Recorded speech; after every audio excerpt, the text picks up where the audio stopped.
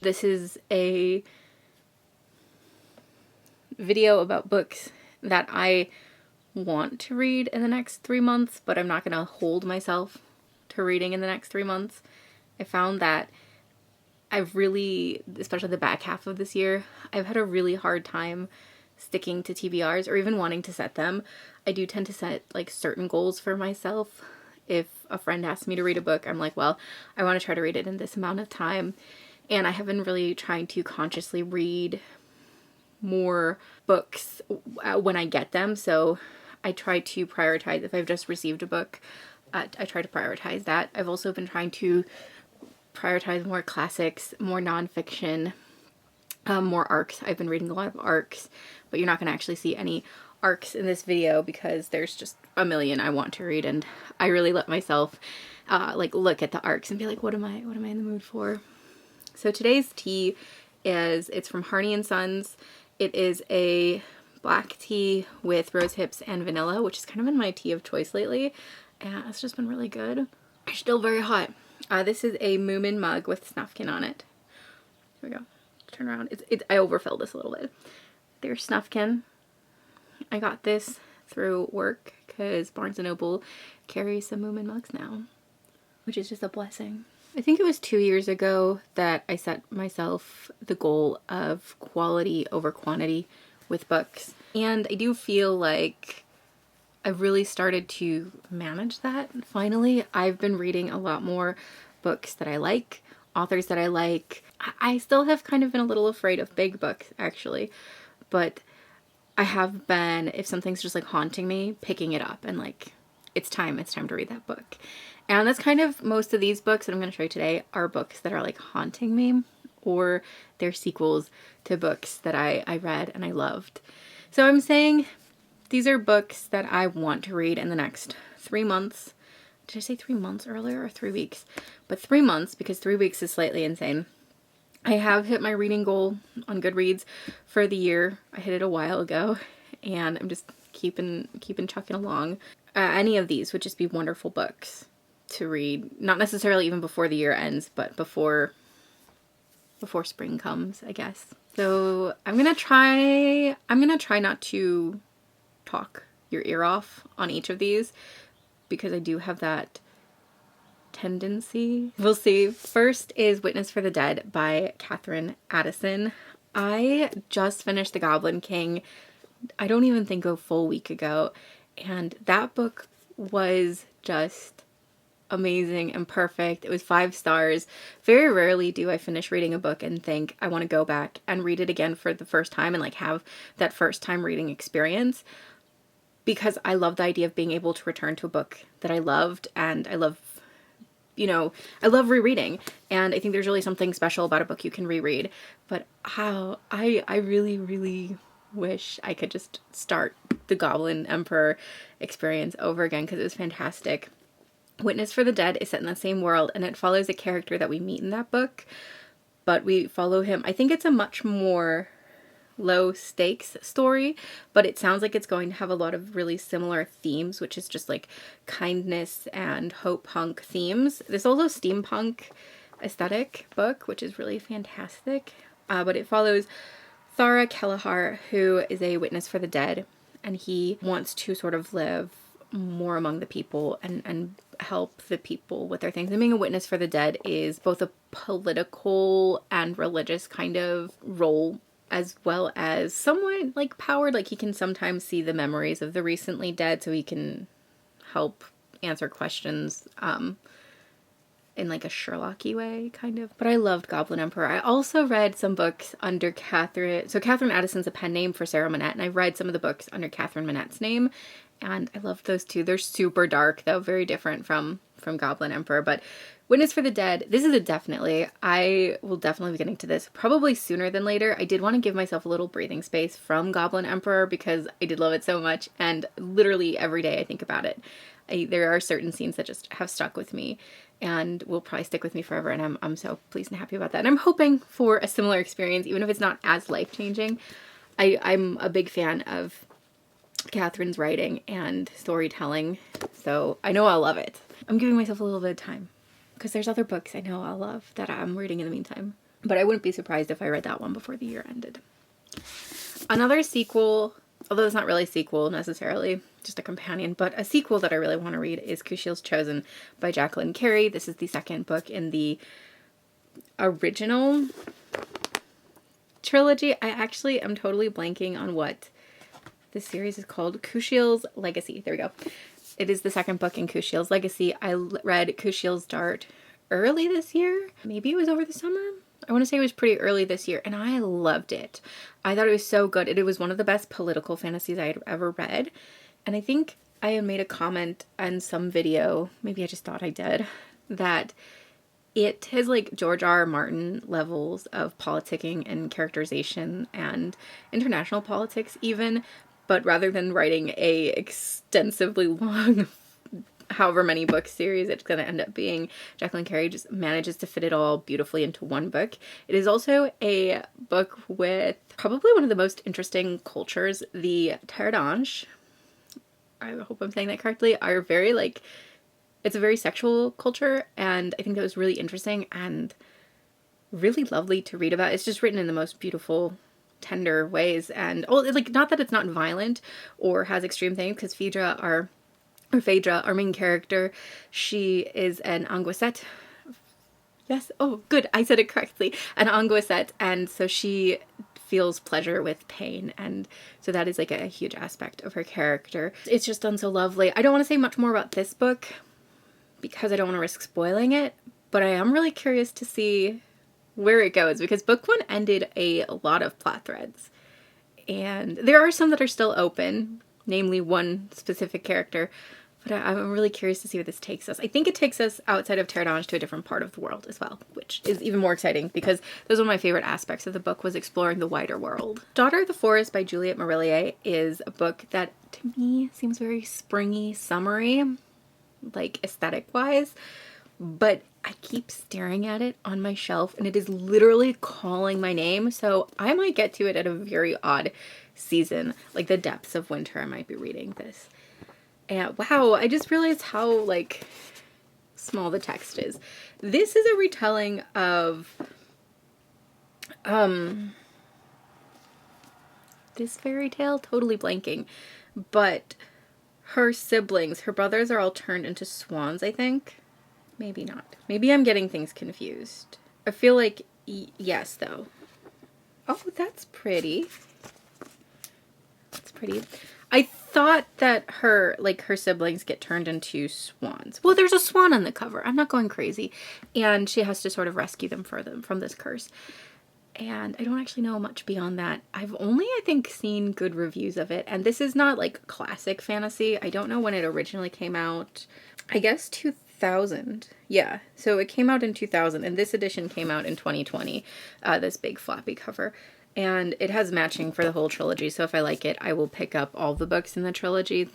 That's why I picked this up originally. I got this probably back in, like, 2020, because I was like, oh, I want to read that.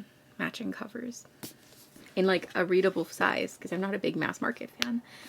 But yeah, it's just been calling me. It's just been haunting me lately. I've been trying and succeeding in not really buying books that are just gonna sit on the shelf for a while. I have been buying special editions, and I feel like I have, as a book collector, a little more leeway with special editions. I'm okay if it sits on the shelf for a while because it is a beautiful book, as well as hopefully a beautifully written book.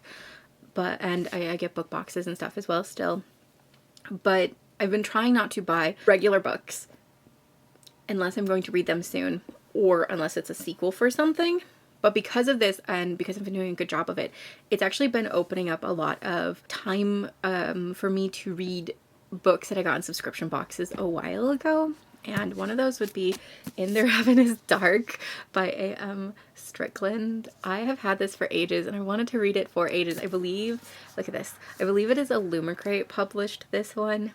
And it's a polyamorous dark fantasy. I think it's YA. She loves a princess. She's bound to a warrior. She must betray them both. I am just kind of really excited. This cover gets me excited. It almost looks like it's going to have maybe not gothic tones, but gothic adjacent tones and aesthetic. And I've been really vibing with polyamorous fantasy stories lately. So I'll have a feeling I'll vibe with this one. I also really want to read A.M. Strickland's book that came out this year, and I haven't let myself buy it until I read this one. So getting to this one would make me feel like, okay, buying the next one. And in an attempt to read more classics, because I love reading classics, but I do feel like I've resorted to reading mostly fantasy and like YA books lately, especially the last couple months, partly as like a coping mechanism for stress, and partly because it is just what I want to read, and I kind of need to remind myself that I like classics. I have read a couple. I read a Virginia Woolf like a month ago. Maybe it was 2 months ago now. Ooh, it might be 2 months ago. And I enjoyed that. But some literature that I really want to get to. Tell Them of Battles, Kings, and Elephants by Matthias Enard. This is a historical fiction novel published by Fitzcarraldo. I love Fitzcarraldo. I love their editions. I think it's about, so Michelangelo, yes, spending time, no, wait, yes, Michelangelo, yes. Invited by the Sultan of Constantinople to design a bridge over the Golden Horn, and it's just him like telling the story of his time there, from what I understand, which it's very Homeric almost, this tell them of battles, kings, and elephants, and I'm really excited for it. I have no idea if this is based on true facts. I imagine it's based at least partly on the truth, because otherwise this is like a wild idea to have. I just don't know how true. I'm okay if it's not accurate. I'm curious. I'll probably do research after I finish it because I don't want to risk spoiling something on purpose. But this is another case where this one really interests me, and Matthias Enard had another book come out this year. I don't know if it's going to tell me. I think it's called The Annual Banquet of the Gravediggers Guild, and I really want to read that one. But again, I don't want to pick that up until I read this one and can safely say I like his writing and would want to continue. My girl Barbara Pym. I loved her. I read Jane and Prudence. Jane and Prudence. I always forget the title. I always know it's Jane. I just forget Prudence's name. But I loved that so much. I read that early this year and just fell in love. And I really wanted to get to Cortet in autumn, before autumn ended, but I didn't. However, I have this or No Fond Return of Love, and this is the one I'm more curious and interested in. I have zero idea what it's about, so let me read it to you, because we're gonna come together. I just loved this cover, so I was like, yes, that'll be I'll pick that Barbara Pym up. Also, I got this edition in London when I went earlier this year, so it's not been sitting on my shelf for that long. One did not drink sherry before the evening, just as one did not read a novel in the morning. In 1970s London, Edwin, Norman, Letty, and Marcia work in the same office and suffer the same problem: loneliness. Lovingly and with delightful humor, Pym conducts us through their day-to-day existence. Their preoccupations, their irritations, their judgments, and perhaps most keenly felt, their worries about having somehow missed out on a life as post-war Britain shifted around them. Deliciously, blackly funny, and full of obstinate optimism, Cortet in Autumn shows Barbara Pym's sensitive artistry at its most sparkling.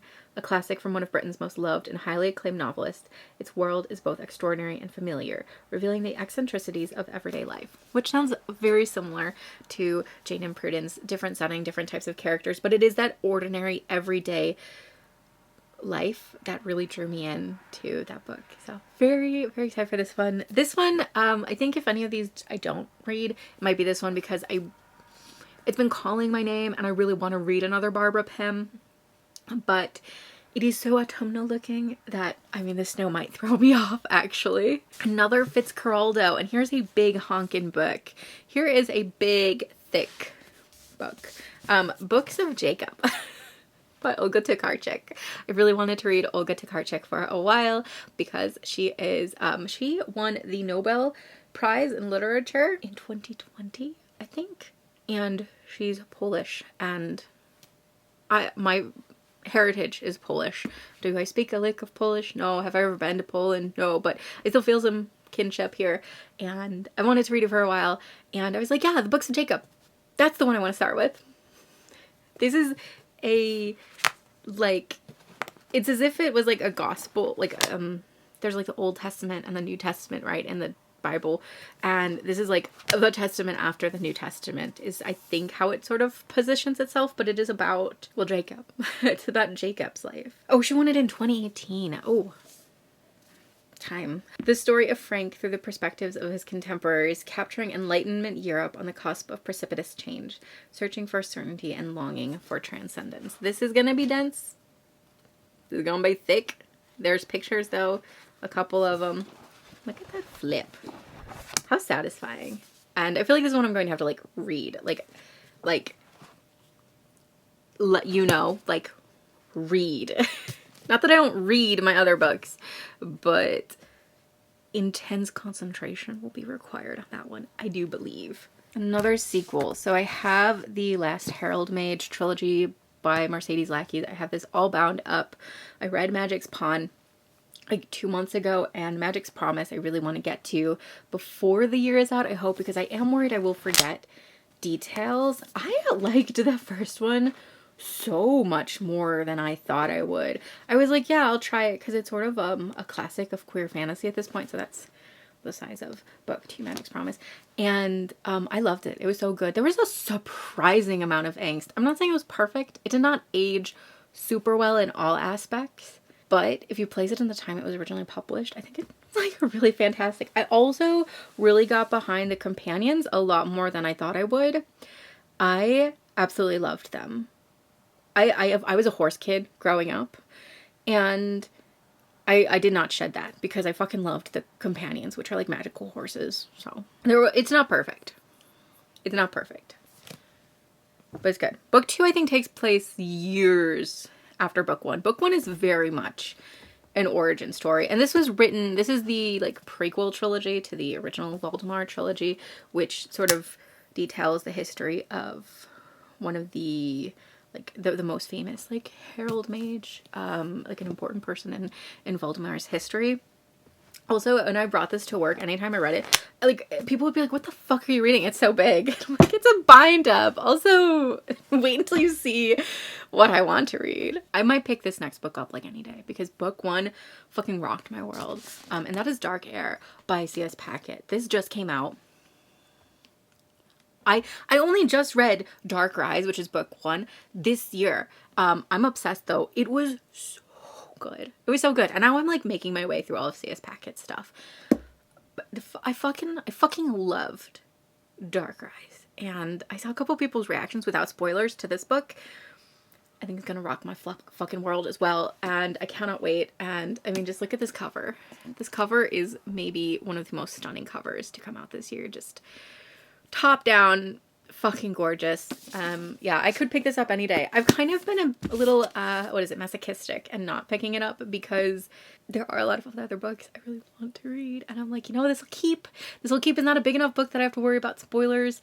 And like, if I don't get to it right away, it's still going to be just as good and just as lovely when I get to it. But it will be soon. That one will probably be before the end of the year.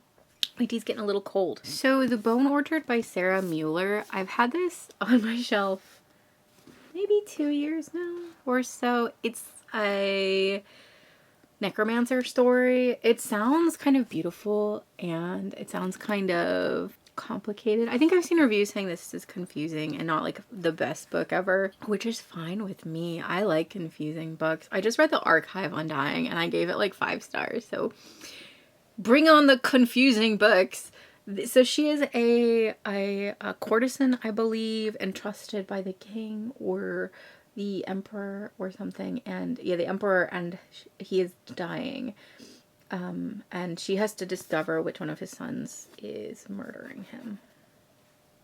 Sounds good. It sounds kind of court politicking-y, plus I'm pretty sure there's necromancy.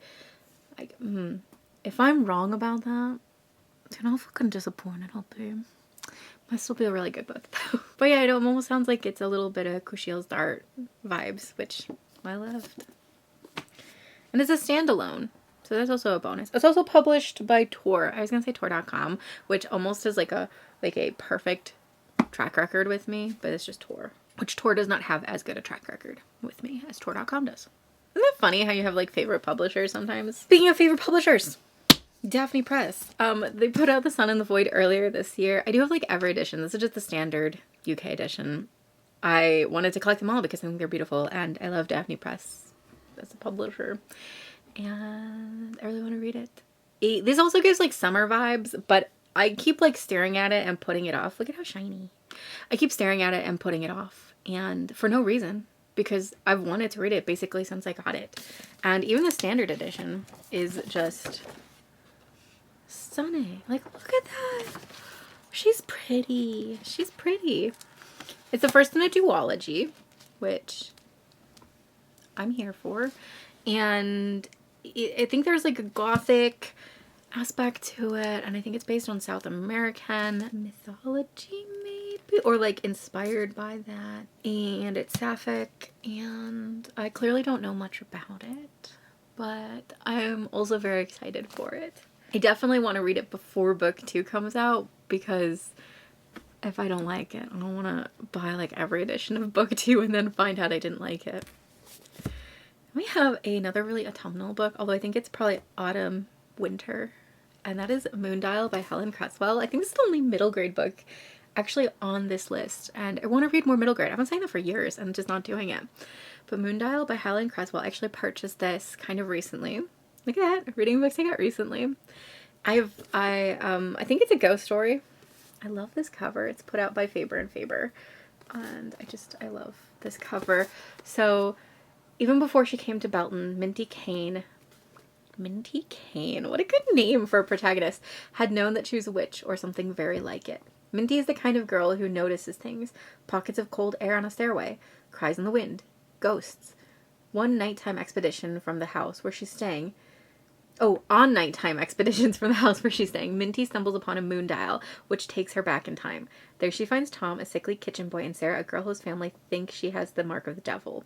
Will Minty find her way home, or will she be stuck in the past forever? We're like really excited for this one. Oh my god, there's art! There's a map! Hold on. We love a good map. Focus. We love a good map. And we love art. Look at that. That's great. Who did the art? PJ Lynch. That'll be such a quick read. Like when I get to it. I haven't read a middle grade in ages, but it'll be so quick. A book that does scream winter. Or I guess a collection of books that does scream winter. And I couldn't tell you why. I literally could not. Is The Pursuit of Love and Other Novels by Nancy Mitford. So this is Pursuit of Love, Love in a Cold Climate, and The Blessing. And Pursuit of Love and Love in a Cold Climate I think are connected, but I don't think The Blessing is. But there is like another book that's connected to the other two. Ooh, look at that font size.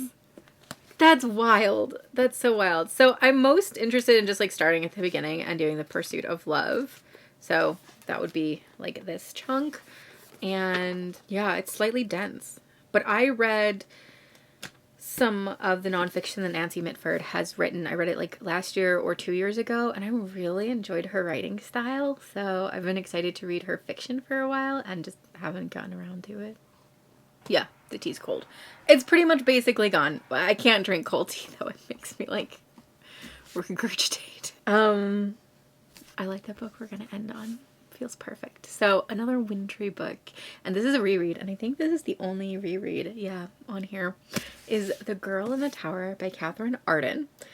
And this is the sequel to The Bear and the Nightingale. I have read this book. I read it as an ARC way back when, and I loved it. I feel like I've talked about the series before, and that I read Bear and the Nightingale and was not a big fan, but then was given the opportunity to read the ARC of this one and absolutely fell in love with it. And then I don't know if it was this like past this 2023 winter, beginning of the year, or the end of 2022 winter, end of the year, that I reread Bear and the Nightingale, but I completely fell in love with that book again. I think going into it knowing what it was about and having very different expectations and expecting it to be more of a historical fantasy and have a much younger protagonist or younger seeming protagonist, I made it just a much more enjoyable experience. And I already loved this one, so I think I'm going to love it even more on the reread. I cannot wait to get to it. This follows Vasya when she is, I think she goes to the city in this one. And I remember just adoring her and, what's his name, Morozko. Her and Morozko's relationship. That sounds like heavier than it is, but I guess it is kind of heavy. Their interactions, their relationship really kept me going through this one. I really enjoyed that, so excited to return to this one. That'll probably be an audiobook, actually, because I had reread Bear and the Nightingale as an audiobook and really enjoyed that experience. Another thick book, one that again has just kind of been haunting me, is The Grace of Kings by Ken Liu. I bought this edition because I thought it was gorgeous, and they like all line up and have a picture along the spine, but also along the front covers when you line them all up. But I haven't gotten to it since buying it. This, I think, is a very sprawling story, like even more so than something like Game of Thrones. And I don't think that each book like goes into each other. Like, I think it's like different points of history in the world. It could be wildly wrong, but let us just take a moment to like look at how beautiful this is. Look at this like wolf creature here on like steampunk aesthetics. This is, I believe, silk punk, a subgenre of fantasy I don't think I've actually read before. It's not a huge subgenre. I've seen people call the Poppy Wars silk punk, but Ken Liu, I think it's Ken Liu, has an essay about what silk punk is, and I would disagree based off of what he says. I did not read the whole essay though. I kind of was skimming it months ago when I was like, oh my god, what is silk punk? I want to know more about this. So I would go back and reread that essay in full before I read this. It's more than just like Asian inspired fantasy. Like silk punk is like a very specific thing. But this is a book one in the Dandelion Dynasty. And this, beyond ambitious in scope, I believe it. I believe it. I think this one might be a good one to start the new year on. I'm not committing to that, but I get the sense that that would be a good one to start the new year on. A very short novella following that up is To Be Taught If Fortunate by Becky Chambers. I read Monk and Robot early this year and fell in love with them. I thought they were perfect and amazing, and I want to read Becky Chambers' bigger series, the most famous for, which I'm totally blanking on, literally, the Wayfarer series. I really want to read the Wayfarer series, but that's more of a commitment. And I was like, let me get this novella out of the way, and then I can commit to Wayfarers. Also, as I'm flipping through, the first, like, page of the text, I love that. That is, like, the kind of introduction that scooped me up so well when I was younger. Like, Maximum Ride did something very similar. Percy Jackson did something very similar. Fucking loved both of those books. What is this about though? I didn't actually tell you because I'm not 100% sure, because I don't care, I don't think, but I will read you the back. In the future, instead of terraforming planets to sustain human life, explorers of the galaxy transform themselves. At the turn of the 22nd century, scientists make a breakthrough in human space flight. Spice. It's a different book. Through a revolutionary method known as somaforming, astronauts can survive in hostile environments off Earth using synthetic biological supplementations. With the fragile body no longer a limiting factor, human beings are at last able to explore exoplanets, long suspected to harbor life. Ariadne is one such explorer. On a mission to ecologically survey 4 habitable worlds 15 light years away from Earth, she and her fellow crewmates sleep while in transit, and wake each time with different features. But as they shift through both form and time, life back on Earth has also changed.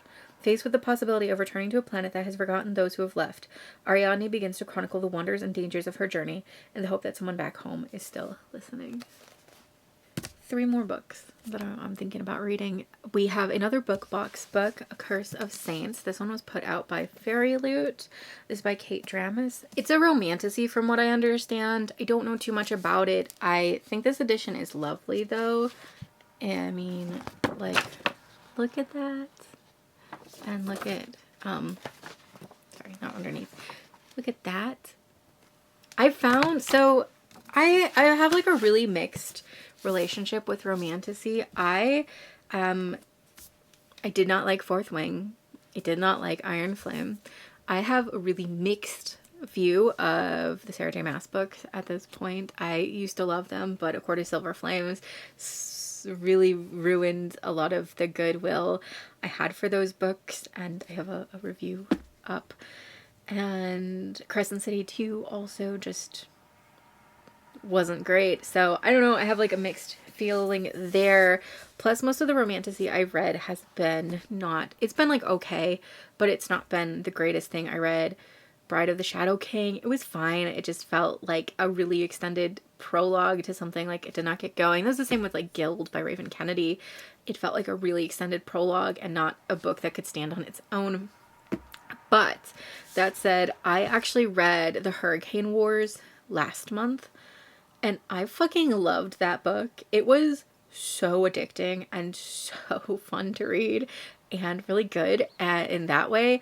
And I loved the ending especially. I thought that was like a brilliant place to end that book, and can't wait for book 2. So I don't think it's romantasy as a genre. I think partly it's being in the right headspace, and partly it is I have to be invested in more than just the characters for romantasy. Typically, all I really need is to like fall in love with the characters of a book to be invested in, like, here I am, here's the book. But I think that if the world building is really lacking, that just like kills me. And Hurricane Wars, I loved the world building. I liked the characters. I enjoyed I thought it was a little weird pacing at the beginning. Do you like that? Did they fly up? I thought it was a little weird pacing at the beginning, but I loved the payoff, and I loved the, like, I don't want to call it slow burn, but it kind of was. I was a big fan, and I'm hoping that I'll find another romantasy book that I like with The Curse of Saints. I've heard mixed things, but I don't think I saw anything that like turned me off it. Then 2 more literature books. We have Haruki Murakami, South of the Border, West of the Sun.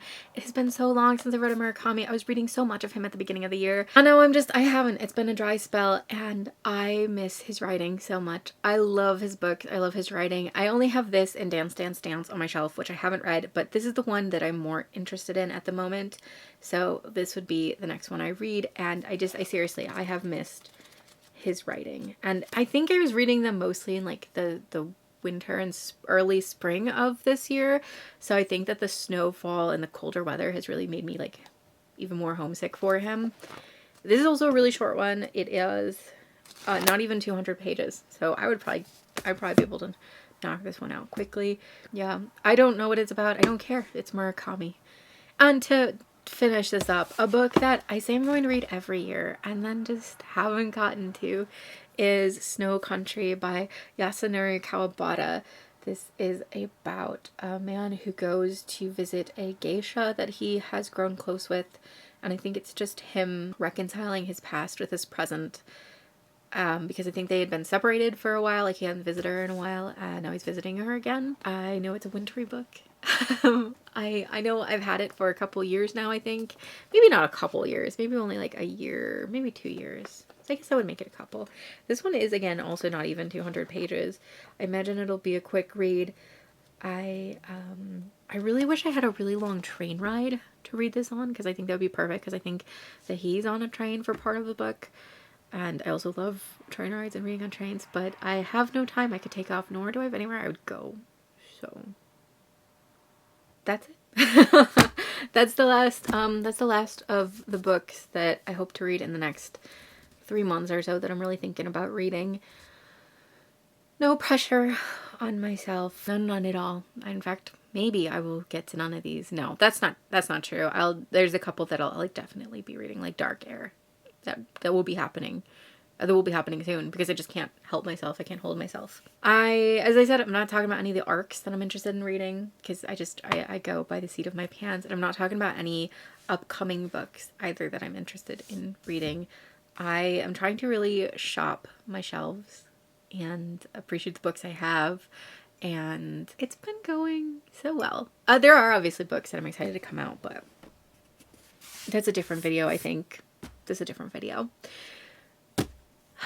Thank you for being here. Thank you for watching. I would love it if you subscribed. It would mean the world to me. I know I've been kind of gone for a while, and I wasn't going to address that. I'm not going to address it past that. But I am back, hopefully back to posting regularly. No promises. And I'm excited. I love talking about books. So if you like this content and you want to see more like it, definitely click subscribe. I really appreciate it. It is great seeing you guys again. And hopefully I see you guys soon. Bye.